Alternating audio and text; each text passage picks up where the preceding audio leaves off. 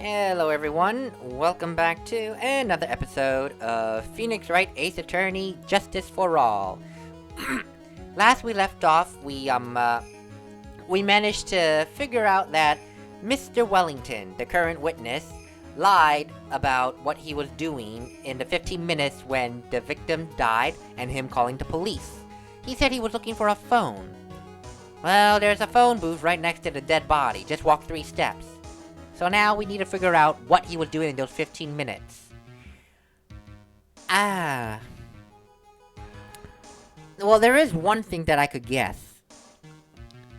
Remember that Mr. Wellington said that he lost his glasses. And we know that the victim took his attacker's glasses as he fell. So, what are the chances that the glasses we have are his? If they are, then it kind of sheds a very bad light on Mr. Wellington.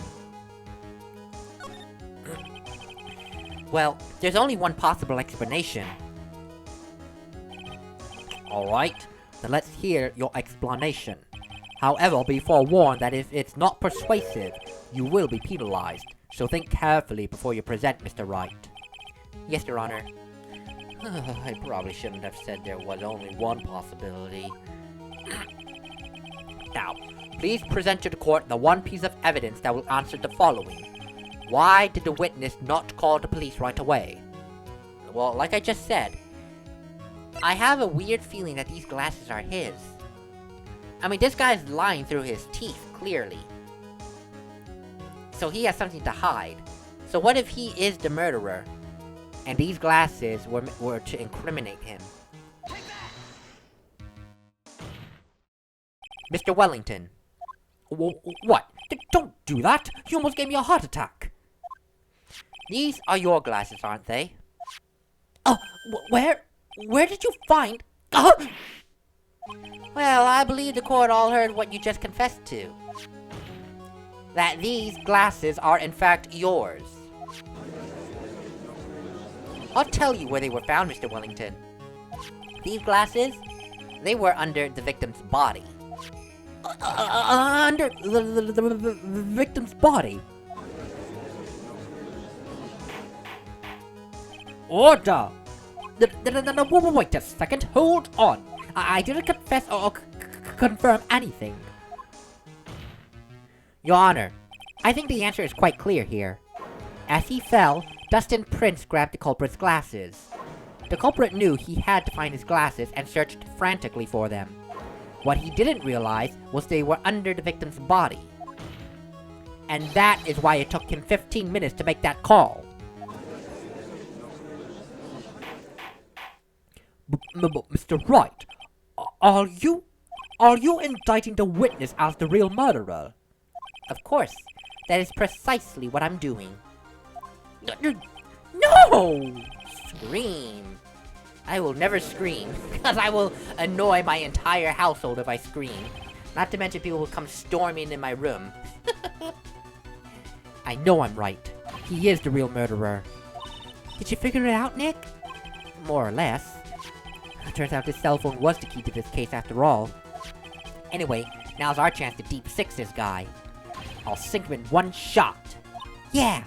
This is so exciting watching you work again, Nick. Somehow my old self is coming back to me.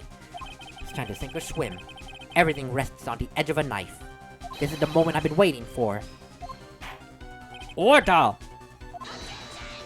Your Honor, the defense is making a mockery of this court. Without any solid ground to stand on, he accuses the witness of being the murderer. Yeah, that's right. I am no criminal. This third-rate fraud of a lawyer. In that case, why don't we look at it from a different angle? Let's hear your explanation as to why you're not the murderer. Oh, why, that's easy. Well, for example, there's the name the victim wrote. What about that? Oh, you mean the name Maggie? Yeah, even an idiot like you can read, right? Well, we already know this was not written by the victim himself. After all, the defendant's name is Maggie with an EY, and the victim is left-handed. In other words, in order to make the defendant look guilty, The real criminal used the victim's right hand to write her name on the ground. But wouldn't that mean that the criminal was someone the defendant knew? Otherwise, how would that person know her name was Maggie, with an E-Y? Well, that is a good point. The witness didn't even know what Miss Bird before this trial. I forgot. Was there any way this creep could have known Maggie's name beforehand? Well, Maggie did pick up the phone, and she answered a call, which was from the witness. If we're going to say the witness is a criminal, remember, she introduced herself as Maggie. It's that conversation. It'd be best if I could prove that the witness had a chance to learn the defendant's name was Maggie. Now, will the defense please present its case? How could the witness have known the defendant's name? I have a feeling this is his cell phone. Because this isn't ours. This is in no way, shape, or form ours. Mr. Wellington, you didn't have your cell phone with you on the day of the murder, right? So what if I didn't? When you realized you lost it, what did you do? What did I do? Well, didn't you try to find it by calling it? Why, you? How did you? Your Honor, these questions have nothing to do with... Overruled. Mr. Wright, where are you going with this line of questioning? Do you think there is some relation between the witness's cell phone and the murder? I do, Your Honor. On the day of the murder, Maggie Bird picked up a lost phone in the park. And she also received a phone call from the owner.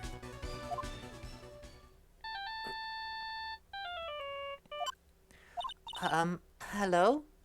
Oh, well, thank you. I've been searching for my phone. Oh, is this yours? I'm so glad you called. We can meet up and I can give this back. Well, I'll be right there. I'm sorry, but I didn't quite catch your name. You can call me Maggie. That was when you learned her name was Maggie. Well, but you made one fatal mistake. Fatal mistake? My client's name is Maggie with an E-Y, but the name that was written on the ground has I-E on it. This is a mistake that could only occur if all you knew was how her name sounded. Order! But, Your Honor, the witness has no motive. And your point is? Well, it's very simple, Your Honor. A person would not usually kill someone without good reason. Mr. Wellington had no reason to kill anyone. That is absolutely correct. I don't have a motive. Mr. Wright. Yes, Your Honor? Can you explain what motive this witness could have had? Well, it's very simple, Your Honor. Are you sure, Nick? If I said I can't offer an explanation, then the trial's over, right? Yeah, but... Now then, please present to this court proof the witness had a motive. A motive? A motive? A motive. What would be his motive for committing murder?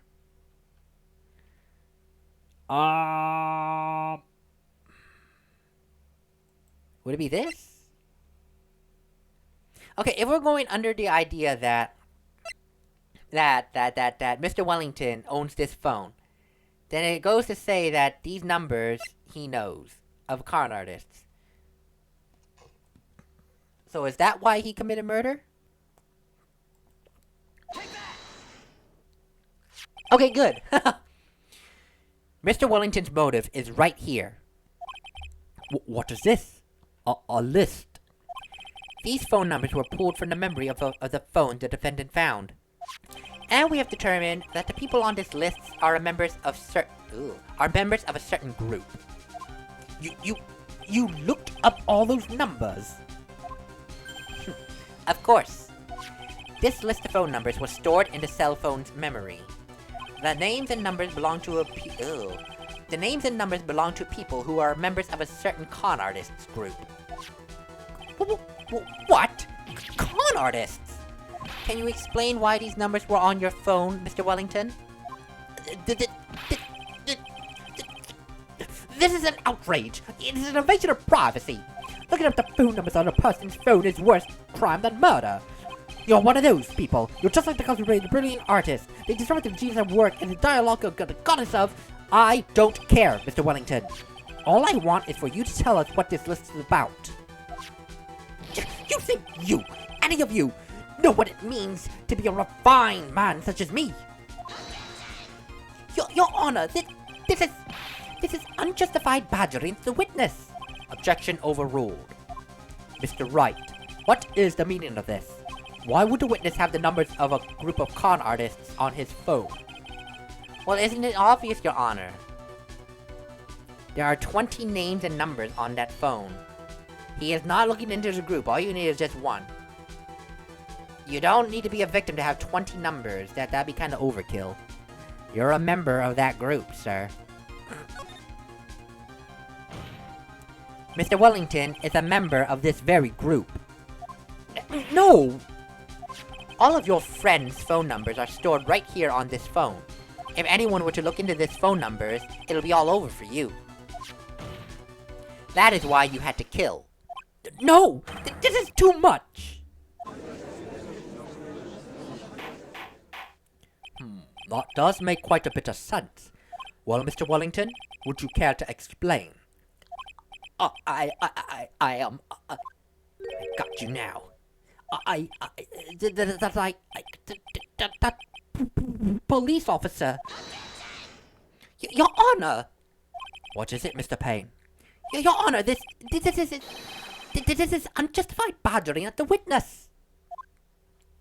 You said the exact same thing only a few seconds ago. But please, Your Honor, please, let's just think about the contents of that phone call. Hello? Oh, thank you. I've been searching for my phone. Oh, is this yours? I'm glad you called then. We can meet up and I can give this back. The defendant had already promised she would return the phone. After that, all Mr. Wellington had to do was meet Miss Bell to get his phone back. Why then would he need to kill anyone? That is a valid point. What does the defense think about this? If you do think about it logically, then it makes sense. Then maybe we should be thinking outside the box. Yeah, if we think like that. Let's see. Maybe that slime ball saw something at the crime scene that made him commit murder. Your thoughts, Mr. Wright? Well, I don't think Mr. Wellington went to pick up his phone in a very friendly manner.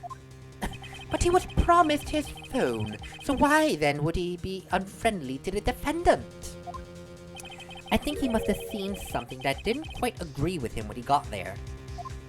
Well then, Mr. Wright, what was this something that didn't agree with the witness? Well, considering what's on the phone, remember, Maggie and Dustin were on a date in the park. Dustin had just gotten off work. He didn't have time to change out of his uniform. And considering what's on that phone, if you're a member of a con artist group who lost their phone, you go to try to pick it up, and suddenly you see there's a police officer there next to the person with the phone. I don't know about you, but I personally will start panicking. So... I think it's because he saw Dustin. He hadn't even gotten out of his uniform yet. What Mr. Wellington saw was the victim. The victim? Do you mean Dustin Prince? Dustin Prince had gone on his date right after his shift was over. With no time to change, he went to the park still wearing his police uniform. Oh! The girl that picked up my phone is with a policeman. He couldn't have known they were going out. He couldn't have known they were dating, so he began to worry. He was afraid the policeman would ask a few questions before returning the phone. If I do anything suspicious, he might run a check on my phone. In his mind, it was possible they had already run a check on it. And he went into a panic, is what you're saying. Exactly, Your Honor. Officer Prince was murdered simply because he was in uniform. Mr. Payne, do you have any comments? I'm thinking. Well, it seems the truth has come out at last. The witness, Mr. Wellington, you are...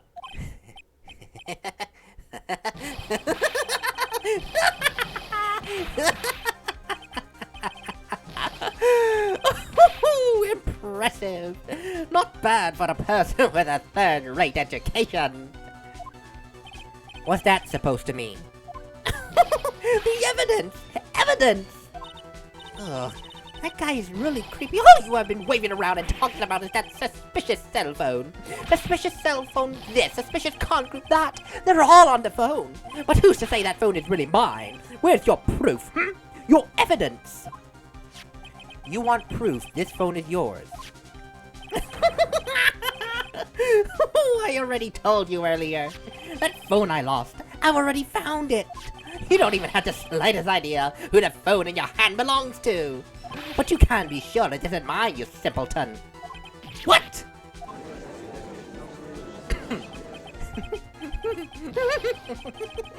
Oh, it feels good to see you squirm. We do seem to have a problem on our hands with this phone. Whose phone is it? Without knowing that, it is meaningless as evidence. Your Honor, this is bad. I can't let him turn the tables on me like this. This cell phone. There has to be something I've overlooked. There's got to be. Maybe. How about the phone stored numbers? This phone has the names and numbers of those in the con group in its memory. I can show them to you, Your Honor. I don't believe this. What are you talking about? What we are trying to determine is who that phone belongs to. Who cares about what phone numbers are stored in it? Besides, who knows?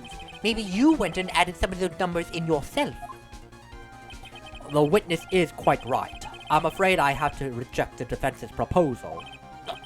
The jerk is back to his arrogant, annoying self again. His cell phone. Okay, well, not the stored numbers. How about the prints? One moment.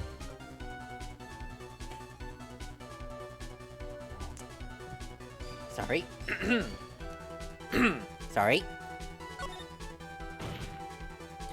I got it. We should check for fingerprints. Fingerprints? Yes, Your Honor. Mr. Wellington must have left some prints on this phone. Nick! Don't you remember? When you got it from Maggie, you wiped it off. I what? You said there was sand all over it, so... Wiped it. I wiped it? Pretty thoroughly, too. Oh, it's oh so much fun watching third-rate trash babble like morons amongst themselves. He's made a complete recovery. How many times do I have to say this? My phone is right here, you see. Oh, and incidentally, you can't check the numbers stored on this phone.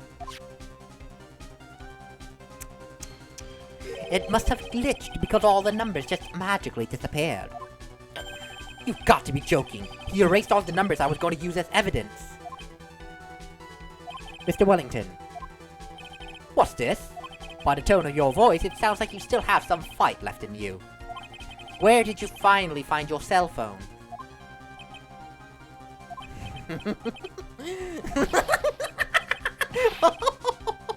You are too much! And of course you have no idea what I'm talking about.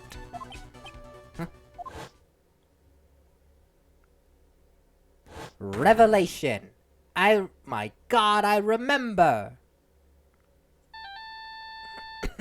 God, all that crazy laughing is really hard for me. It's like, ha ha! Looks like they hung up. Ah, good. I finally found it.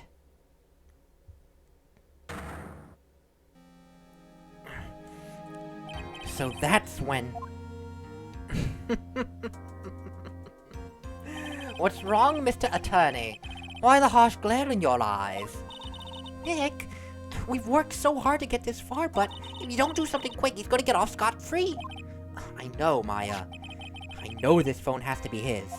But how am I supposed to prove something like that? Mr. Wright, if you cannot prove who the owner of that phone is, your indictment has no basis and therefore no power. It looks like you came up a penny short, I'm afraid. Where did I go wrong? Don't blame yourself.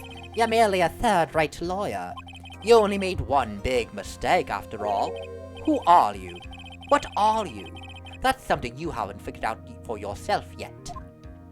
Who I am? The court hereby concludes this cross-examination. If that'll be all, I'll have to bid you gentlemen and ladies goodbye. I have a reservation at that ultra-fancy restaurant on the upper side of town.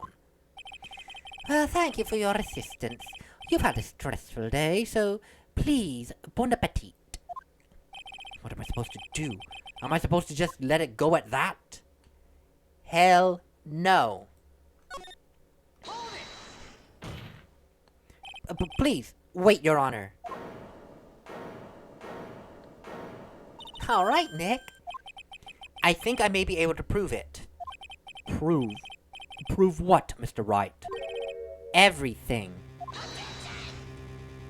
Your Honor, the cross-examination has already ended.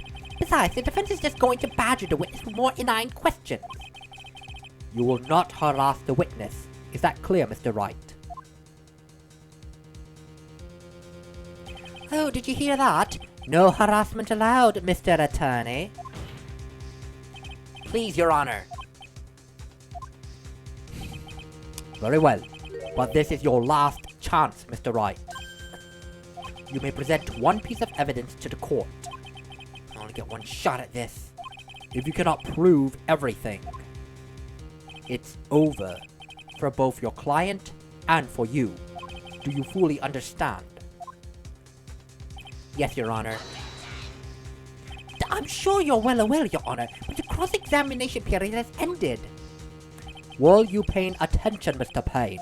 I said Mr. Wright could present only one more piece of evidence. Oh. Now then, Mr. Wright, this is your last chance. It all comes down to this. It's go time. Please present the one piece of evidence that will explain everything. Well, Mr. Wellington does have a cell phone. And I have a cell phone. They look exactly the same. So, what way is there to prove it? The phone number. I'm willing to bet that he has our cell phone, and he took it by mistake thinking it was his. Only one way to figure out. Call it. Oh, well, thank you. How nice. Here, please have one of mine. Oh, I don't... I forgot about this. He hands us a business card. Oh, God. Oh, wait, what am I doing? This isn't the time to be exchanging business cards. Your Honor, there is something very important about that card, and it is the back of the card. This card is important because of what's on the back. Huh? You wrote your number on the back, but... That's exactly it, Maya. Can you please call this number from your cell phone? Huh? Right now, but court is still in session. It's okay. You'll see. Okay, if you say so. Is the defense preparing something, Mr. Wright? We're going to call my cell phone now. And then the court will see everything for what it is. Of all the idiotic, stupid things to... Problem. Oh! What? Why is my phone... And what is with this stupid-sounding ringtone? Mr. Wellington. That's very strange. I could almost swear that you're holding my phone. Your? Oh! No! No! No! It can't! By the way, before I forget, thank you very much for the lump on my head this morning. I don't think I need to explain any further except to say that when you went to retrieve your cell phone, you mistakenly took the wrong one.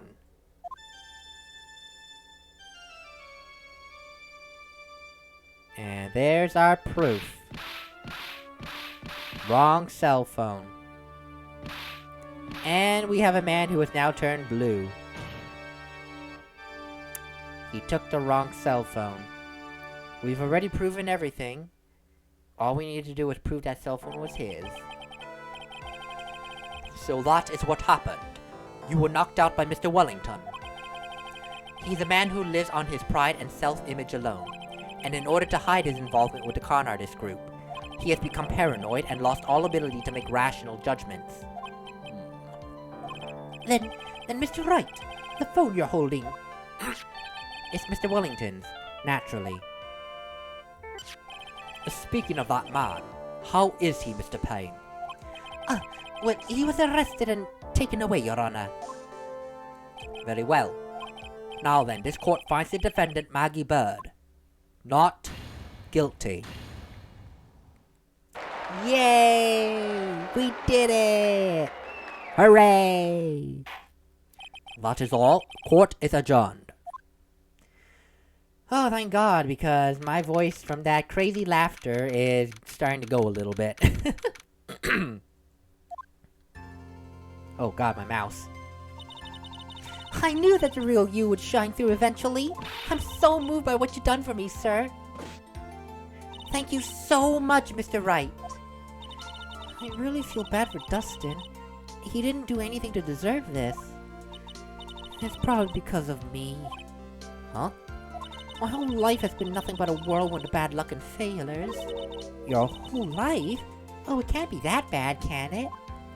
Since I was 6 months old, when I fell from the 9th floor of my apartment building, I've been hit by all sorts of vehicles, gotten sick from all kinds of foods, failed at almost every test I've ever taken, experienced almost every kind of disaster, and never won or even tied at a game of tic-tac-toe. My life has really been nothing but a string of disasters. That's pretty bad. Up until I went to college, I was known as the goddess of misfortune. And then at the academy, everyone called me Lady Luckless. Lady Luckless? What's worse is that my misfortune always seems to latch onto those around me. 1 second. Oh, I need to take a drink of tea there. My voice is really going. What do you mean? When I see someone in trouble, I always try to help. Oh, that's right. You were talking about this earlier. It happened again recently too, sir. There was an old lady pacing back and forth by the pedestrian crosswalk. I gave her my hand and, before I knew it, we were having dinner at my house. What? Oh. I'm sure that Dustin's gone because of me. Oh, now that's not true. That glove didn't even have any sort of special meaning. It was just a present to say thanks for covering one of my night shifts. Oh, I see. Everything is all my fault. Dustin's death, your head being all messed up. Well, I don't think that my head is that messed up yet. I'm going to find a new life for myself starting now. The next time we meet, I'm sure I'll have found a whole ocean's worth of good luck by then, sir. Yeah. After all, the goddess of misfortune is only a name. You bet. I'm gonna make it, I promise. Next time we meet, I'll only be an unlucky person instead of a goddess. Yeah. That's the spirit. Well, Mr. Wright, Maya, I gotta get going. Okay, good luck to you. Thanks. You take care of yourselves, too. Oh, gosh, what a horrible day. I've got my memory back, but things are still a little fuzzy. But you're okay, and that's what counts. You really had me worried. Come on, let's go back to the office. I'm afraid to ask, but here goes. So, this might sound bad, but, who are you? What? I thought you said you had your memory back! At that moment, everything really did come back to me. Detective Gumshoe. He's someone I've had clashes with in the past during certain cases, but he's also been a good ally during others. The Judge. He's a lovable, kind old man who is easily swayed by other people's opinions, but in the end, he always comes up with the right verdict. This person, I haven't got a clue. He seems to know me, but maybe he's mistaken me for someone else? And this girl. Maya? You finally remembered! This is Maya Fey, my assistant. That's right. I have so many unforgettable memories about her. For example, to Nick! What's wrong? You keep staring at me. Don't tell me you miss me. Well, yeah, I suppose I have. I feel like I haven't seen you in ages. Oh? Well, I'm back now, so it's time for us to create new memories together. Alright, sounds good. Although all the numbers in my phone were erased by Mr. Wellington, thank you very much, I'll have to start over from the very beginning. Come on, Nick, let's go to our usual burger joint. Okay. Actually, it hadn't even been that long since you came back into my life. And that story, well, that began on one rainy afternoon 2 months ago. 2 months ago, and that story will be picked up at a different time. Until then, everyone, I'm gonna take a break for my poor voice and say so long. Later, everyone.